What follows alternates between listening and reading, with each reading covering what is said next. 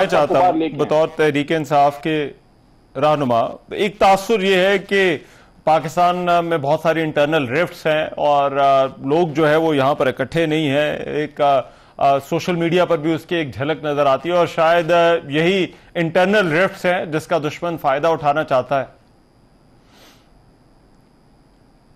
हमारे सियासी इख्तिलाफात आजमा के देख ले, आजमा के देख ले, उसको पता लग जाएगा। जब पाकिस्तान की दिफा की बात आती है ना, देखें आप और मैं भाई हैं, आप और मैं भाई हैं, हमारे बीच दो रिश्ते हैं, पाकिस्तानी है मुसलमान। मुसलमान कोई ना भी हो तो हमारा पाकिस्तानी हो गया, उस लिहाज से हमारा भाई। भाई आपस में लड़ते भी हैं, बात भी होती है, ऊंच नीच भी होती है, लेकिन जब बात घर पे आ जाए, जब बात मां के दिफा पे आ जाए, मां की इज्जत पे आ जाए, फिर भाई भाई से कंधा मिला के, हाथ मिला के खड़ा होता है। ये देख ले, मोदी टेस्ट कर ले, खैर है। लेकिन मैं जो आपको बात कर रहा हूं वो अपने घर की बात कर रहा हूं। Yes, we need Imran Khan out. अच्छा, खान साहब जब बाहर हों और इस पे कौमी यकजहती का मैसेज जाए। और साथ साथ एक बड़ी अहम बात जो मैं करना चाह रहा था, इस गुफ्तगू में थोड़ी सी रह गई, वो ये है, मेरे ख्याल में हमारे फॉरेन मिनिस्टर साहब को अब इसमें थोड़ा प्रोएक्टिव होना होगा। एक प्रेस टॉक करके, नेशनल सिक्योरिटी की मीटिंग करके उनको हाथ पे हाथ रख के नहीं बैठना चाहिए। आई थिंक आज रात ही उनको पाकिस्तान छोड़ के अपने दोस्त ममालिक के पास जाना है।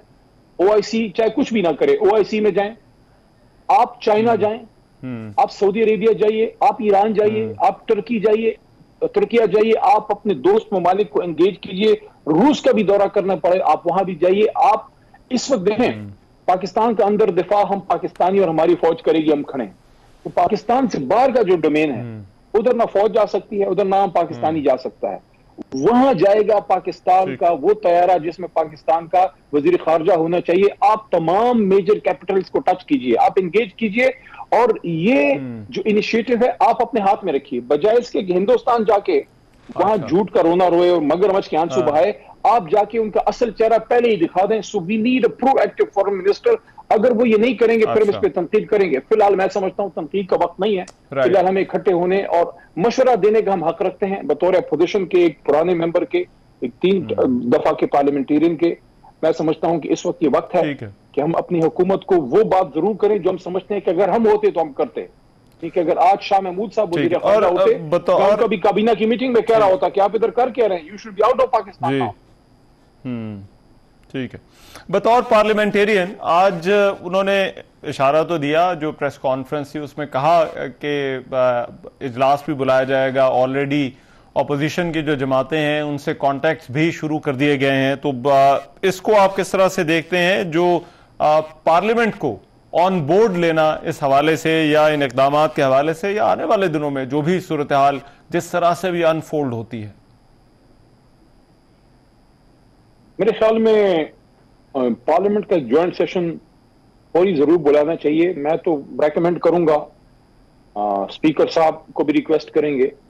मेरे ख्याल में अब भी हम थोड़ा सा लेट हैं, आपको आज रात ही बुला लेना चाहिए था, या कल आप बुला लें। ज्वाइंट सेशन बहुत जरूरी है। जितना आप डिले करेंगे उतना आप कौमी यकजहती को पीछे करेंगे। आप सबको साथ लीजिए, आप अपनी ड्यूटी कीजिए। मैं समझता हूं कि हम सबको उसमें शिरकत करनी चाहिए।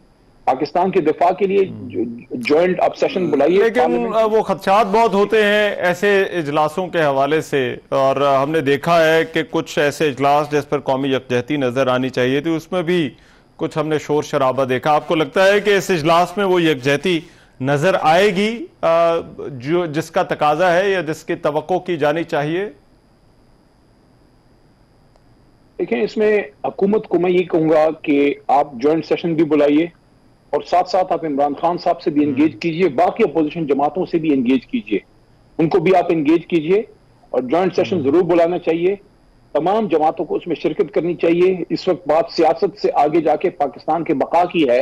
जब पाकिस्तान पे बात आ जाए फिर हम सबको एक मजबूत आवाज में, और यहाँ ज्वाइंट सेशन में क्या बात होगी, यही बात होगी ना कि तमाम जमातों की लीडरशिप खड़े होकर ये कहेगी कि पाकिस्तान के दिफा के लिए हम अपने सियासी इख्तलाफ एक साइड पे रख के इस पाकिस्तान के दिफा के लिए यकजा हैं। बाकी जब ये मसला टल जाएगा, आपस के मसले हम हल करते रहेंगे। लेकिन मेरे ख्याल में इसमें आपको इमरान खान साहब को, हुकूमत को एंगेज जरूर करना चाहिए।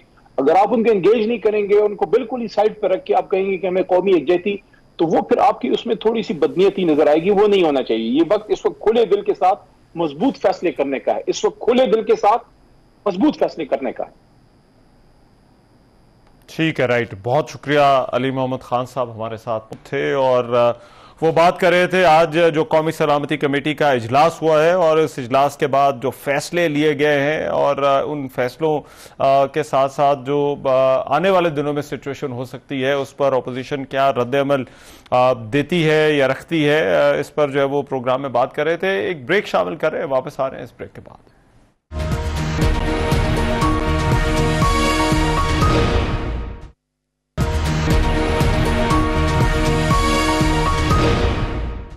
Welcome back after the break. Pahalgam वाक़े के बाद जो सूरत हाल है उस पर पाकिस्तान की तरफ से आज सख्त रद्द-ए-अमल आया है। जो भारतीय इक़दाम उठाए गए, पाकिस्तान की तरफ से कहा गया है कि पाकिस्तान का पानी रोकना जंग तस्वुर किया जाएगा। कौमी सलामती कमेटी का एलामिया भी सामने आया है। फिर साथ ही साथ पाकिस्तान ने बहुत सारे इक़दाम उठाए हैं जिसमें एयर स्पेस की बंदिश है, तिजारत भी बंद करने का फैसला किया है और वीज़ों की मनसूखी भी शामिल है।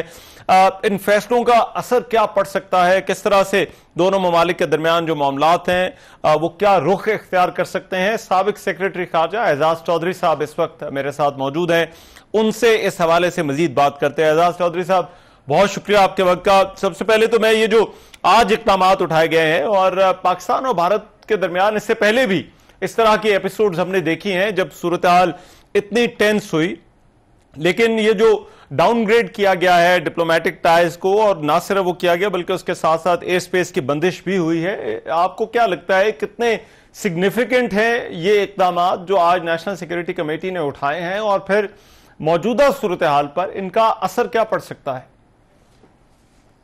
देखें, जो पहला वार तो बहरहाल हिंदुस्तान की तरफ से आया और बड़ा ही इन्होंने कारी वार किया, क्योंकि जो वाकया वहाँ पे पेश आया, अगर चाहे जाने गई हों तो अफसोस ही करते हैं, पाकिस्तान ने भी किया, लेकिन जिस तरह उस पर उन्होंने सियासत की और अपनी एकदम से 5 मिनट के अंदर अंदर सारे उनके चैनल आग उगलने लगे पाकिस्तान के खिलाफ, उससे सबको शक पड़ गया कि भाई ये कोई वाकया हुआ भी है और किस तरह हुआ है और किस तरीके से। क्योंकि फिर जब बात निकली और खुली तो पता चला कि ये तो हमेशा से ही फॉल्स फ्लैग ऑपरेशंस करते आए हैं। वो 2000 में छत्तीस सिंहपुरा में भी यही हुआ, बाद में भी जितने वाकयात आए हैं उन पे सब सवालिया निशान उठ गए सारे एकदम से, क्योंकि इनका किरदार ये है कि ये उस वाकये को बुनियाद बनाकर पाकिस्तान को फोर्स कर रहे थे, पाकिस्तान को तनहा करने की कोशिश कर रहे थे और पाकिस्तान के ऊपर ये चाह रहे थे कि वो इनकी इजारादारी, इनकी धौंस माने। पाकिस्तान नहीं मानने को तैयार। लेकिन सबसे बड़ा वार जो था वो सिंध ताश मुआहदे का था। ये जो डिप्लोमेट्स का आप कह रहे हैं ना, ये तो खैर है जी, होता रहता है जी। असल चीज तो ये है कि इन्होंने पाकिस्तान की जो लाइफलाइन है, जो पानी है हमारे, उनको रोकने की नहीं लेकिन उस मुआहदे को मुअत्तल करने की कोशिश की। तो बड़ा आज जो जवाब आया है वो बड़ा ही सही जवाब आया है और मेरे ख्याल में हमारी कौम की तवक्को भी यही थी